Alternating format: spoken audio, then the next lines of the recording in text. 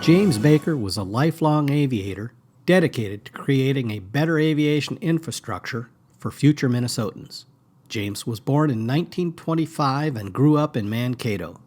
He enlisted in the U.S. Army Air Corps when he was 18 and was sent to Phoenix, Arizona for flight training. He soloed in a Stearman and went on to join the Instructor Corps for the Air Training Command. He completed training in the B-25 bomber in 1945 and was awaiting deployment when Japan surrendered. James was discharged in 1947.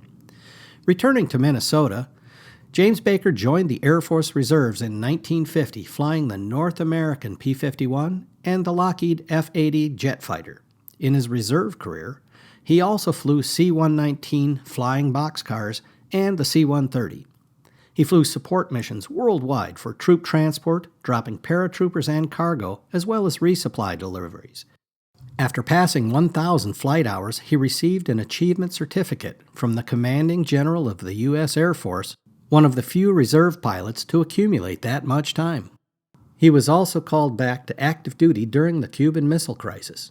Jim remained an active reserves officer until he retired as a major in 1971.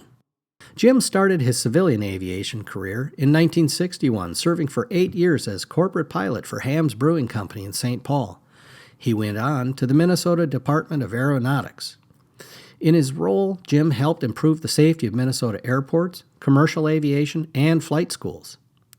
In 1976, Jim Baker became the chief pilot for the Minnesota Department of Transportation, flying the governor and other key staff while building a well-organized flight department.